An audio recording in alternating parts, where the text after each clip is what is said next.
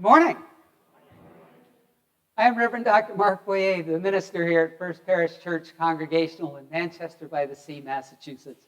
And it is once again my pleasure and privilege to welcome you here, whether you are here in person or watching from elsewhere, to our spiritual community's weekly time of remembrance and reflection and recommitment to God and God's ways as best embodied for us in the Christian tradition through the life, death, and resurrection of Jesus. I welcome you here on this fourth Sunday in the sacred season of Advent and our theme, these 40 days. First Parish Church Congregational, the congregational part of our name, signifying our long-standing tradition within Christianity of democratic governance and the full equality of all members of the spiritual community participate in its life and work, which means that you are welcomed here either in person or from elsewhere to this place where no matter who you are or where you are on your life or spiritual journey, you are fully, completely welcome. And so with that, I now welcome and invite you to stand and join in the singing of this morning's opening hymn, "We Have Come at Christ's Own Bidding." It is printed in your bulletin.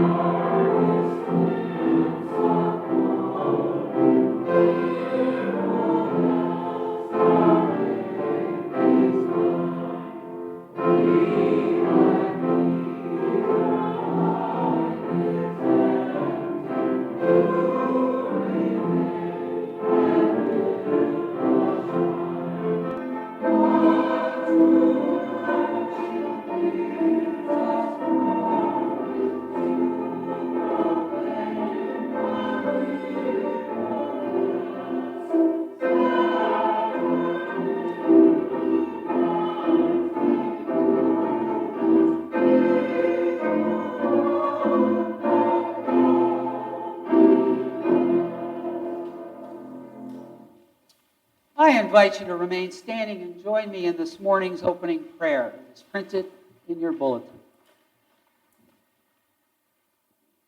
Holy One, we continue our journey with Jesus and each other through this sacred season of Lent, we continue to examine our lives for the ways in which we have wandered from the path Jesus calls us to. Forgive us for the times when we have not made the most of the divine spark you have placed in each of us and that Jesus calls us to honor. Forgive us for the times when we have not seen or refused to see that divine spark in others. Help us in this season and all seasons to be more faithful to that spark and to you, more compassionate, just, and merciful. And together, let us say to you now the words that Jesus, the one who calls us to your divine path, gave us. Our Father, who art in heaven, hallowed be thy name. Thy kingdom come, thy will be done, on earth as it is in heaven. Give us this day our daily bread, and forgive us our trespasses, as we forgive those who trespass against us. And lead us not into temptation, but deliver us from evil. For thine is the kingdom, the power, the glory forever. Amen. I invite you to be seated.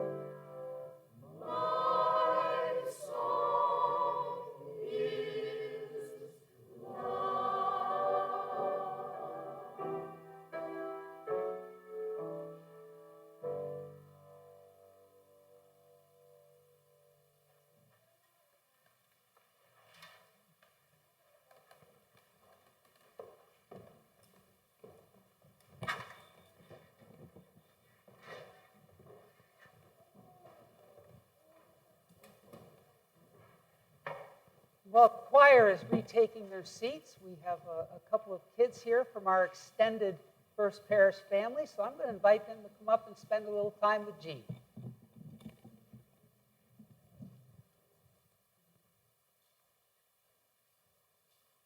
of all ages are invited.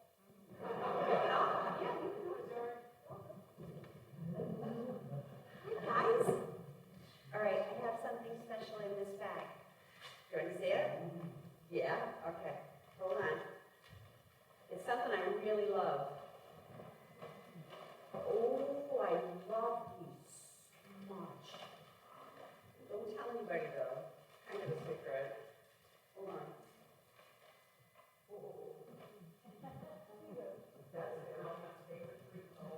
Where is she? She's come up here too.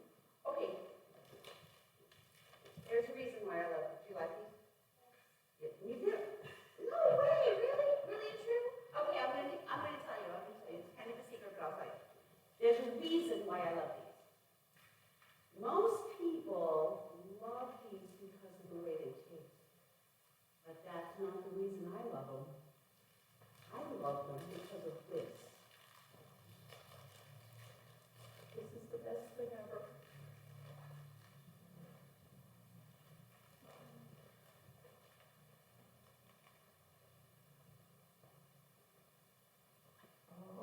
Can you see the orange on my finger? Yeah. I'm gonna take this off. I love that. I love this. This is so fun. This is the funnest thing ever. Food that makes your fingers change colors. What's better than that? Like nothing in the world is better than that. You know what, though? There's a downside to this. When I eat these, and I'll forget to wash my hands, everybody knows I ate these. Everybody. My husband knows, even my cats know that I ate these. They come right over. They like them too. So yes, everybody will know that I ate these from the orange on my fingers. You know what else?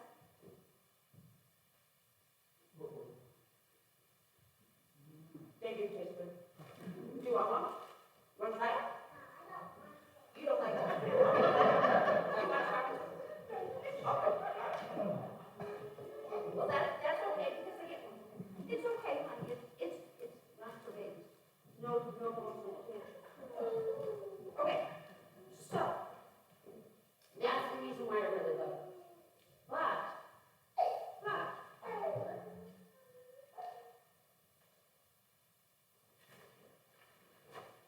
sometimes when you really love something,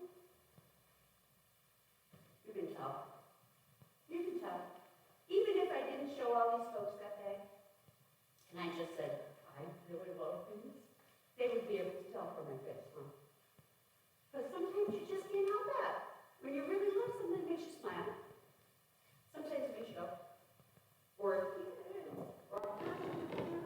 sometimes just, I know, my husband does the same to you, also I do too. Yes, sometimes you just can't help that. And you know what I think? I might be wrong about this. This is what I think.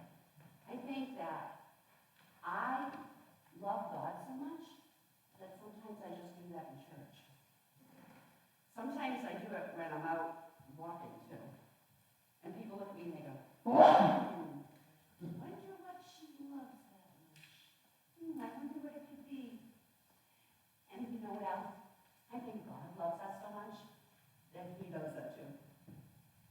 I bet you he just walks around smiling all the time. Dancing a little bit like this. And you can just see. You can just see it right on him, just like you can see those Cheetos on my fingers. What do you think? You think that's true? Maybe. It could be. Well, okay, I'm gonna stop for a minute. Wipe my face.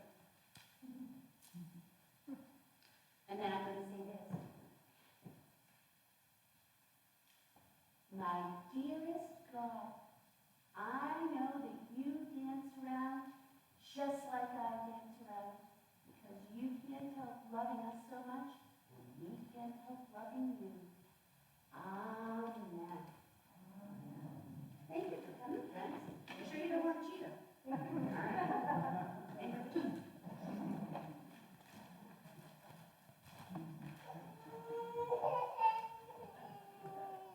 No bombs?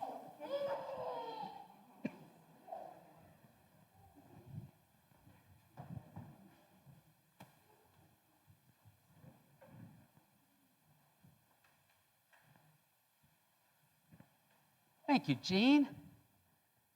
Next Sunday is a communion Sunday, so Cheetos, anybody? As we come to this morning's time of prayer for our community, I ask you to continue to hold in your hearts and minds and spirits all people who continue to contract and suffer from COVID-19, all healthcare workers and scientists and caregivers, all those who continue to work so diligently to alleviate the effects of that disease. We ask you to continue to hold in your hearts and minds and spirits, of course, the people of the Ukraine as they continue to be under assault from the Russian government. I ask you to hold in your hearts and minds and spirits the victims of the nine mass shootings that occurred over the course of last weekend in this country. Hold in your hearts and minds and spirits the victims as well as their families. I ask you to hold in your hearts and minds and spirits the families of the 130 Chinese people whose lives were lost in a plane crash earlier this week. Also ask you to hold in your hearts and minds and spirits the fact that this month we have been observing Women's History Month. And so as people of this spiritual community and this Judeo-Christian tradition, remember and honor the many women who played pivotal roles in the biblical story, not just Mary, but women like Miriam and Tamar and Rebecca and Rahab and Hannah and Esther and Mary Magdalene and all the other women who were at the cross and the empty tomb. As the biblical scholar, the New Testament scholar, John Dominic Crossman claims, if it were not for the women at the tomb, there would have been no Christian movement after Jesus' death and resurrection. Closer to home, I ask you to hold in your hearts and minds and spirits Steve Carhart and Marty Farmer. Steve contracted COVID yesterday, so that is why Marty is not here. They are sequestering at their home. Are there other joys and concerns that you wish to share this day? Any other prayer intentions? Yes. My longtime dear friend Barber in Kentucky has just recently become ill. She's struggling with that adjustment in her life and paperwork and mindset with tax papers and all that difficult process and trying to build her life again. Indeed. Thank you. Yeah, thank you.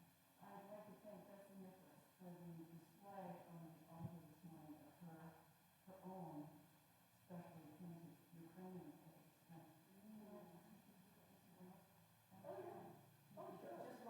Yeah, I was going to ask you, Betsy, to actually, if you wouldn't mind sort of telling us what that is. What's going on here?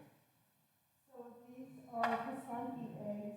It is a tradition done by many Slavic countries, not just Ukraine, but they're called Ukrainian Easter eggs. There are many legends that surround them. They're believed to be pre-Christian in origin, and as with many traditions, they're now wrapped into Christianity. You can Google them online and find out all kinds of interesting legends that different areas have about them. These here are in the Pasanki style. There are just a very few that are done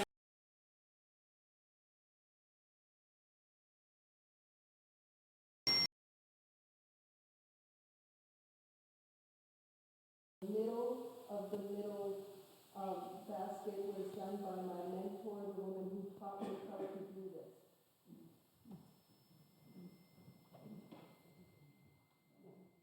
And I made them.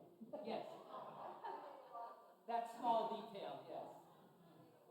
Mary Ellen? I just was chatting with Ian Greenlee's daughter Jenifer this week, and her mom is home 24 hours care. And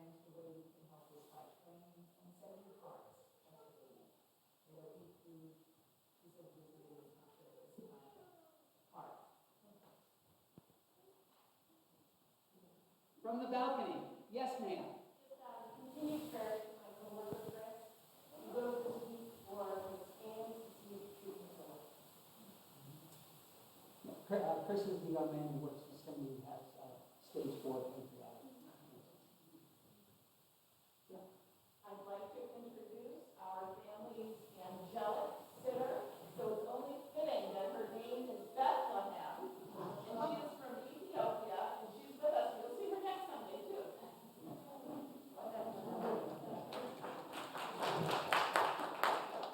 Welcome. Always good to be in the presence of Bethlehem. Go ahead. I just want to wish Marielle a wonderful stage trip to go see her family out on the West Coast. And all she has to worry about is leaving the house and just going back to bed. When do you leave, Marielle? All right. All right. Yes. I want to say a prayer of gratitude. This month is Brain Injury Awareness Month, and for me, for someone who has suffered, the prayer of gratitude I have is for this.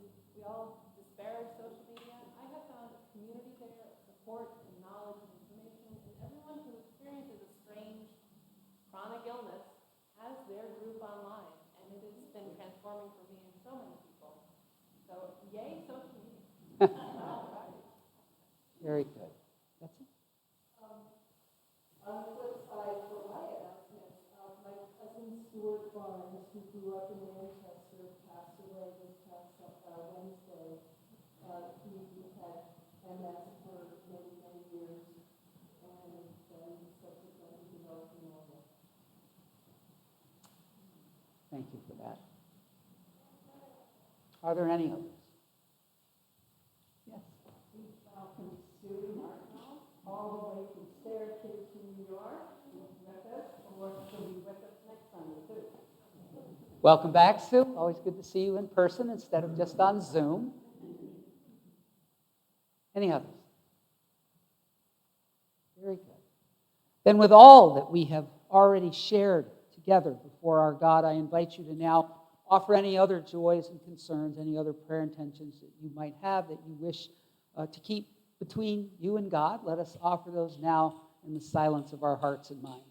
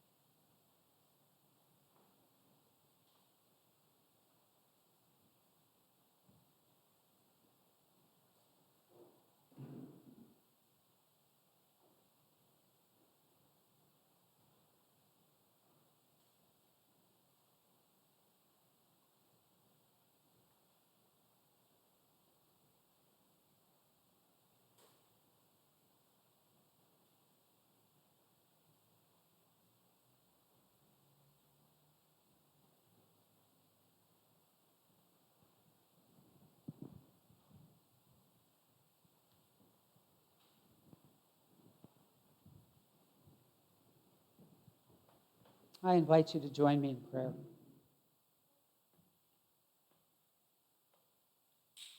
Holy One, we come together this day to continue the journey of Lent with you and with each other. But we still wonder if we are ready. Wonder if we can keep going step by step, closer to becoming who and what you created us to be, when it would be easier, far easier, to return to our safer, more comfortable lives and ways. So we ask you to help us to keep going. Help us to take the risk of letting you lead us where you will. Lead us where you most need us. We ask you to give us the courage and the strength to finish the journey, to stay the course, to face whatever lies ahead, knowing that we are not alone, that we are never alone, that you are always with us. So be with us. Be with each of us individually, and be with us as a spiritual community as we seek to move through the winters of struggle and doubt and anxiety and disappointment and fear, and keep going toward the hope of spring, toward the hope of Easter. Help us to shine, O Lord, to reflect your ways and glory in the world for our sake and for the sake of all your people. Amen.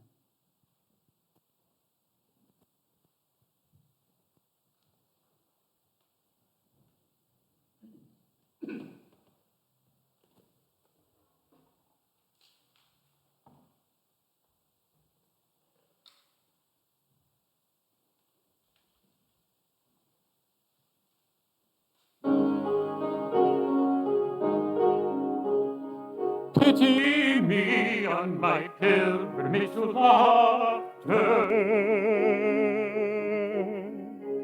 O King of the churches and the bells, me willing your sorrows and your wound, but not a tear can I squeeze from my heart. Not my son and I, after so much sin, pity me, O King. What shall I do with a heart that seeks only its own ease? Oh, only begotten Son, by whom all men were made, who shun not the death by 3 wounds. Pity me on my pilgrimage to Locke.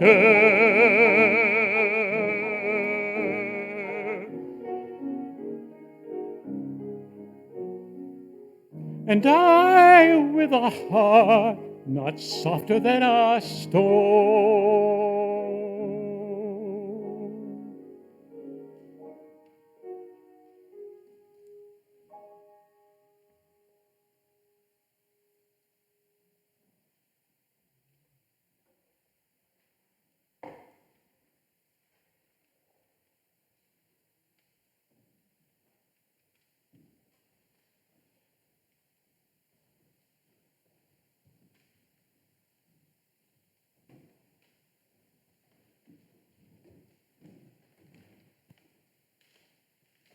Good morning. The first reading is from Exodus 34, 27 to 35. The Lord said to Moses, "Write these words. In accordance with these words, I have made a covenant with you and with Israel." He was there with the Lord 40 days and 40 nights. He neither ate bread nor drank water. And he wrote on the tablets the words of the covenant, the 10 Commandments. Moses came down from Mount Sinai. As he came down from the mountain with the 2 tablets of the covenant in his hand, Moses did not know that the skin of his face shone, because he had been talking with God. When Aaron and all the Israelites saw Moses, the skin of his face was shining, and they were afraid to come near him. But Moses called to them, and Aaron and all the leaders of the congregation returned to him, and Moses spoke with them. Afterward, all the Israelites came near, and he gave them in commandment all that the Lord had spoken with him on Mount Sinai. When Moses had finished speaking with them, he put a veil on his face. But whenever Moses went in before the Lord to speak with him, he would take the veil off until he came out. And when he came out and told the Israelites that he had been commanded, the Israelites would see the face of Moses, that the skin of his face was shining.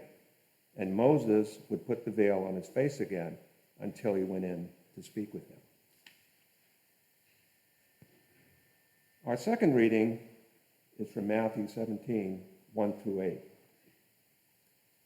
6 days later, Jesus took with him Peter and James and his brother John and led them up a high mountain by themselves.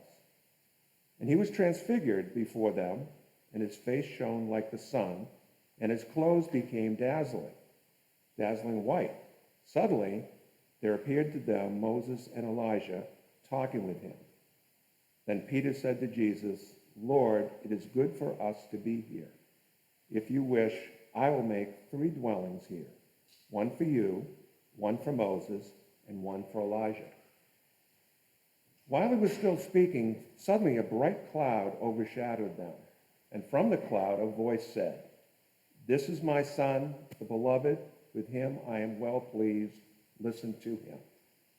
When the disciples heard this, they fell to the ground and were overcome by fear.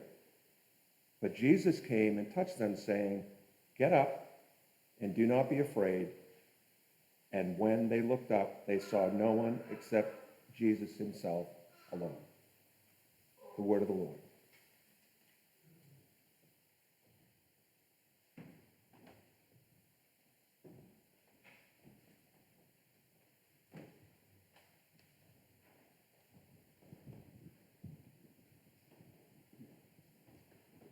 Thank you, Paul, and thank you, Paul. So let's play a game. It's a game that you have probably heard of before. It's called 6 Degrees of Separation. The premise is that any one of us can be connected to any other person in 6 or fewer steps. Now, I realized that earlier this month I rooted a message in a movie theme. I try not to do that too close together, but as you know, this is also Academy Awards Sunday. So while I skipped the tuxedo this year, I do at least want to pay homage to that. So this is a movie-related game of 6 Degrees of Separation. Connecting this year's hosts of the Academy Awards, Regina Hall, Amy Schumer, and Wanda Sykes, with Moses and Jesus in 6 or fewer steps. So here we go. I need you to help me out here too. So this year's hosts, Amy Schumer, Regina Hall, Wanda Sykes, are first-time hosts of the Academy Awards, which means that they will need to host the show 7 more times in order to match the person who has hosted the Academy Awards the most in history. That person is Billy Crystal. Very good. Billy Crystal, 1. They will have to host the Academy Awards 4 more times in order to match the person who has hosted it the second most times. That person is, no? Who's, here? Johnny Carson. Very good. Johnny Carson, 2. Johnny Carson, whose co-host of The Tonight Show for the 30 years he was the host, was Ed McMahon. Very good. Ed McMahon, whose catchphrase in introducing Johnny Carson each night was, "Here's Johnny." Yes, the most famous line spoken by Jack Nicholson's character in what 1980 box office hit? The Shining. The Shining. A film that scared the heck out of its audiences. The same way that The Shining of Moses and Jesus scared the heck out of their audiences. All of us. In the scene from the book of Exodus that Paul shared, the Israelites, after 40 years of wandering in the desert, are very near the time that they will enter their new homeland. And while they are waiting for that to happen, Moses comes down from Mount Sinai, carrying 2 stone tablets on which are written the 10 Commandments, the symbol of the covenant that God has made with the Israelite people. I will be your God, and you will be my people. But that is not the only thing that Moses brings down from the mountain. See, he's been up there 40 days and 40 nights. There's that number 40 again that we're looking at with this year's Lenten theme. 40 days and 40 nights, fasting. Fasting, a time-honored, timeless method, spiritual practice intended to prepare someone to encounter the divine presence, to encounter the sacred, to encounter the holy. Fasting on a mountaintop, the location or a location in many spiritual traditions throughout the ages that has been considered to be conducive to producing encounters with the holy, with the divine, with the sacred. And Moses does. Moses does encounter the holy on the top of Mount Sinai during those 40 days and 40 nights. He encounters the presence of God. And together, they craft the 2 stone tablets on which the 10 Commandments are written. And Moses brings them down from Mount Sinai, along with something else, the shining. The shining. Moses' face, we are told, is shining. It's shining. It symbolizes the idea that Moses is embodying, is reflecting God's glory to the people. And it scares the heck out of them. We are told that Moses' brother Aaron and the rest of the Israelites are afraid when they see the shining. Why? Why would they be afraid? By coming face to face with the divine, with the glory of God. Well, I'm sure in part it has to do with the awesomeness of the experience. I'm sure that would be frightening to all of us in some way, at least in part. But on the ground, on a more human level, why does the shining scare them? Why does the shining scare us at times? Maybe because as spiritual leaders and philosophers and psychologists have suggested through the centuries, to be in the presence of the glory of God, to experience the shining, can shine a light on a couple of things. It can shine a light on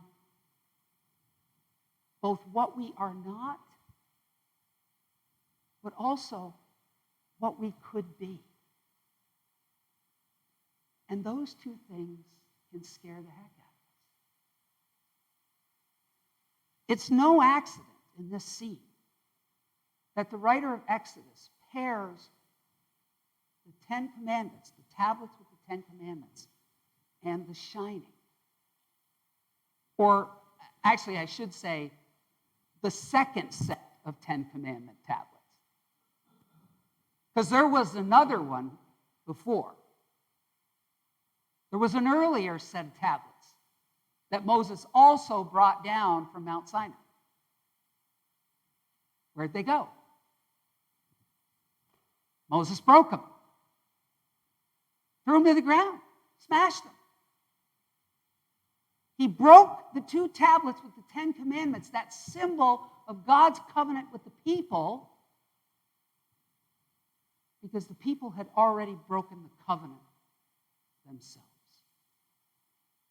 That first time when Moses comes down from the mountain with the original tablets, he finds that in his absence, the Israelites have crafted a pagan idol, a golden calf, and are worshiping it. And in response to their having broken the covenant with God first, Moses throws those tablets to the ground and breaks them. But fortunately for the Israelites, fortunately for us, the God of second, and third, and fourth, and fifth, and sixth, and endless chances will not give up on them, as that same God will not give up on us. God says to Moses, well, let's try this again. Brings Moses up to the mountain second time. They craft that second set of tablets. And down Moses goes with the tablets and with the shining. And the shining scares them. It scares them because along with those tablets, first, it reminds them of what they have not been when it comes to their relationship with God. Reminds them of the degrees of separation between who they are and who God created them to be and believes that they can be. At the same time, it scares the heck out of them because they see in Moses the reflection of God's glory and come face to face with the idea that why not us? If Moses can reflect God's glory, then why can't we, or why don't we? Yeah, Moses was their chosen leader, but Moses was he was another human being like they were, like we are. At a time in his life, he was nothing more than a lowly shepherd. He spent years as a desert wanderer. And at one point in Moses' life, he had actually taken the life of another human being, but yet there he is, reflecting the glory of God. If he can, we can. And that's a scary thought. It scares the heck out of the Israelites the same way it scares the heck out of Peter and James and John. It's called the Transfiguration, a word which basically means transformation. And on the Christian calendar, Transfiguration Sunday was celebrated about a month ago. We skipped over it because that was the same Sunday as our Jazz Sunday. And I figured, well, we can always come back to the Transfiguration. So here we are. In a scene similar to what we get in Exodus, Jesus takes Peter and James and John up to the top of an unnamed mountain. Who knows? Maybe it was even Mount Sinai. Peter, James, and John, the three disciples that the Gospels consistently present as making up, I guess, Jesus' inner circle. He takes them up there, and on that mountaintop, they encounter the shining. Jesus' face, we're told, just like Moses', begins to shine. His clothes are turned into a dazzling white. But of course, unlike the Israelites, Peter, James, and John get to experience a whole lot more on that mountain.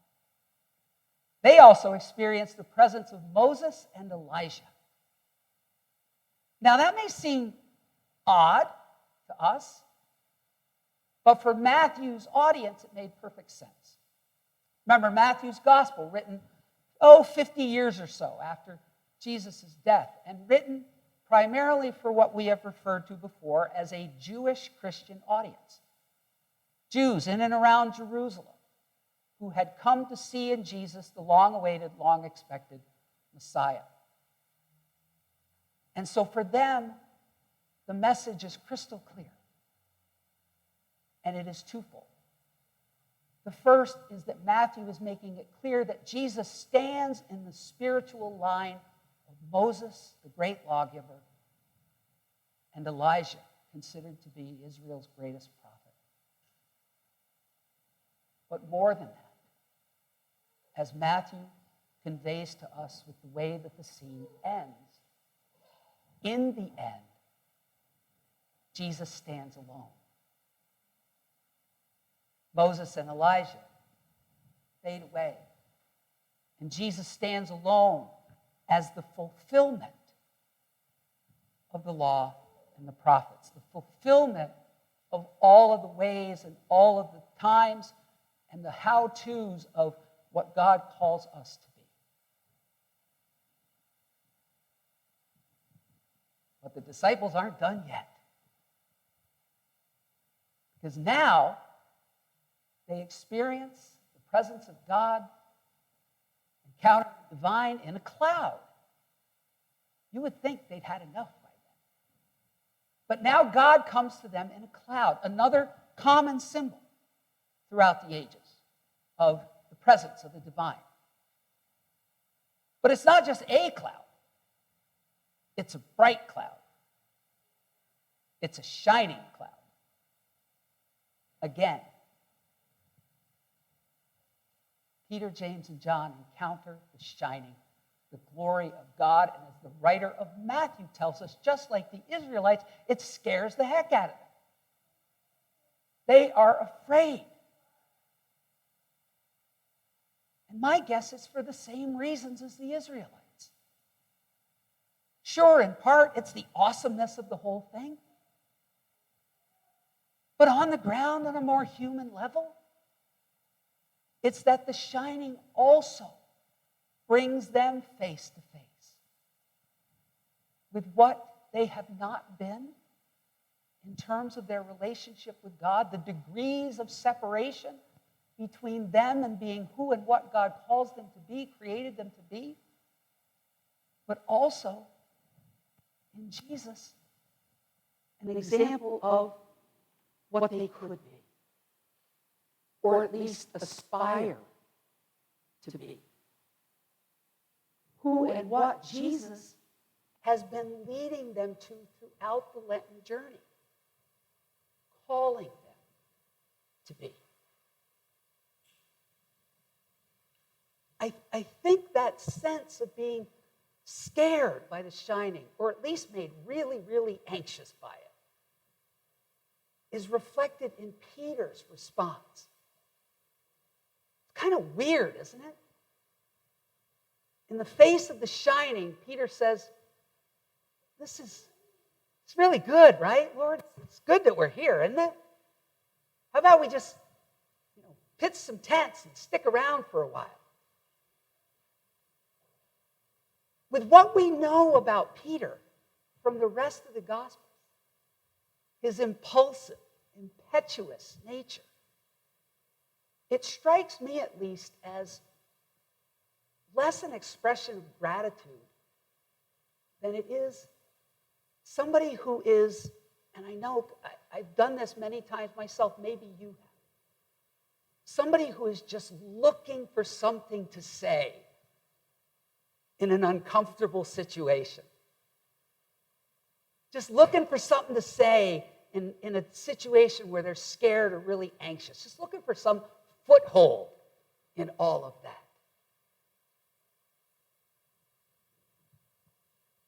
But in the end, it's all okay.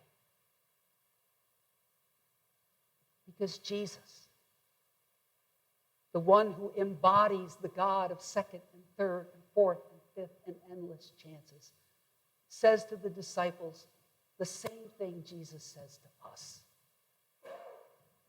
It's okay. Don't be afraid. Don't be afraid. The phrase that probably is said more often in the Gospels than any other. Don't be afraid. It's all right. Don't be afraid of what you are not, of the degrees of separation between who you are now and who God calls you to be. You don't need to be afraid of that. I will help you. Stick with me.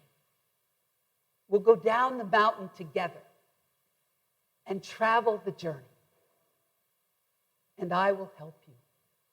I will help you draw closer and closer to God's presence. And don't be afraid of what you could be. That you too could reflect the glory of God in your lives, in your everyday lives. Reflect the glory of God to others because you can. And I will help you do that too.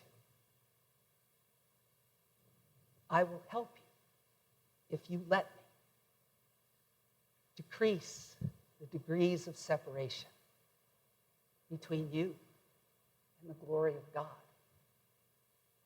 Amen.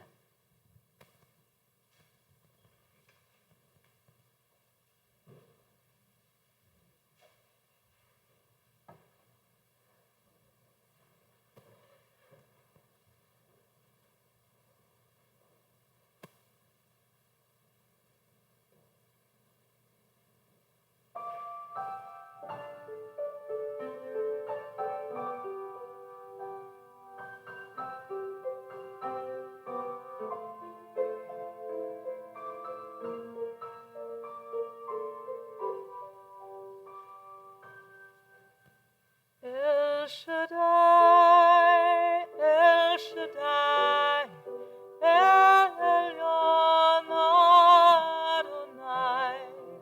Age to age, you're still the same. By the power of the name, El Shaddai, El Shaddai, Erkamkan Adonai. We will praise and lift you high, El Shaddai. Through your love and through the Ram, you saved the son of Abraham. Through the power of your hand, you turned the sea into dry land. To the outcast on her knees, you were the God who really sees. And by your might, you set your children free. El Shaddai, El Shaddai, El Elyon Adonai. Age to age, you're still the same. By the power of your name, El Shaddai, El Shaddai, Erkamkan Adonai. We will praise and lift you high, El Shaddai.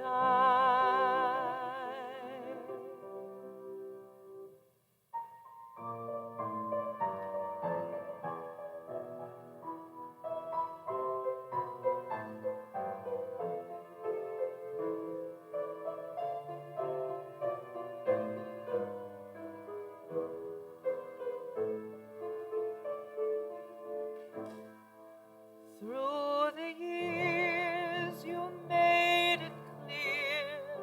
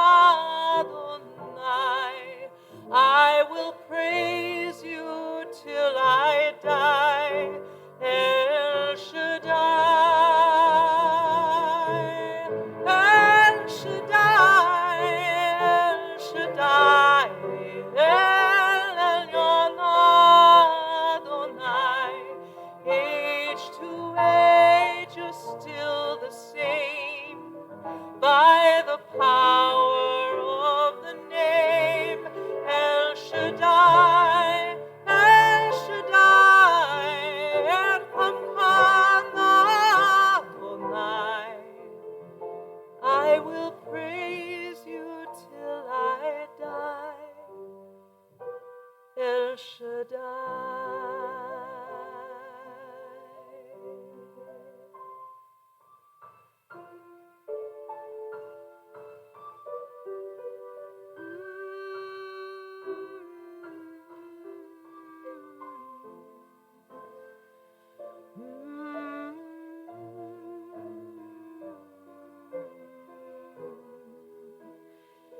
El Shaddai.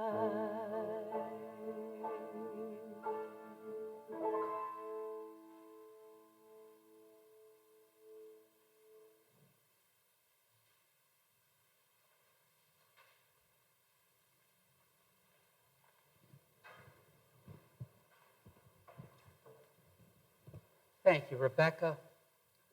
I invite you now to stand and join together in this morning's closing hymn, Teach Me, O Lord, Your Holy Way. It is printed in your bulletin.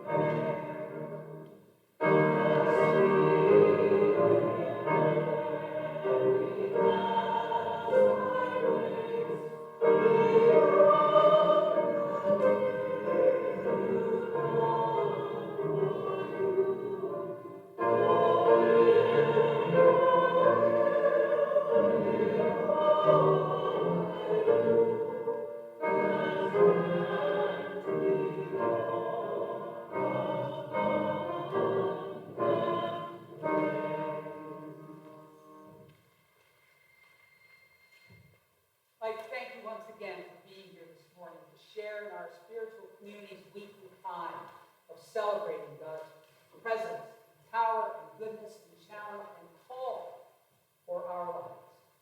I'd like to thank our musical leaders, Dr. Herman Weiss, our soloists, Rebecca Shrimpton and Paul Knox, and the First Parish Choir, our technical leaders, Richard Stiff and Cindy Boyea, for helping to bring this time to the members of our congregation who are not with us in this space. And Ian Westcott, our reader, Paul, and our deacons for today, Ann and Mark Hesley.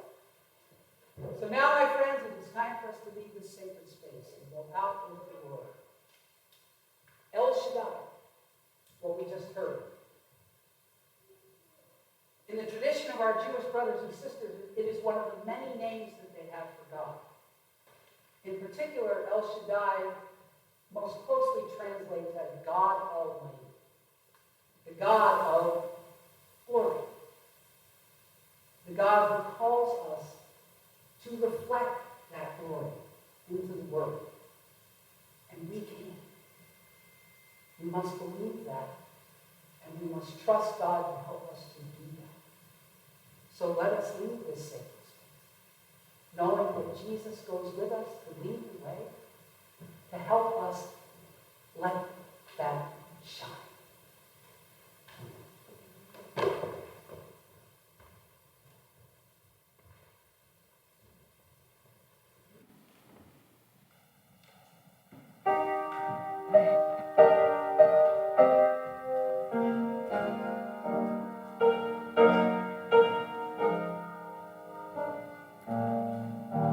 I'll walk with God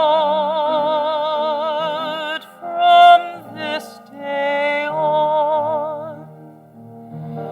His helping hand I'll lean upon.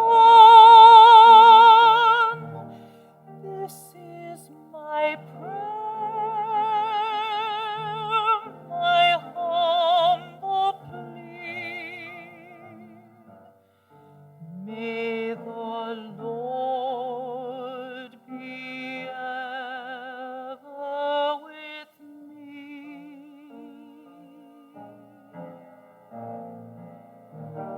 There is no death, though eyes grow dim. There is no fear when I'm near to Him. I'll lean on Him forever, and He'll forsake me never. He will not fail me as long as my faith is strong. Whatever road I may walk along,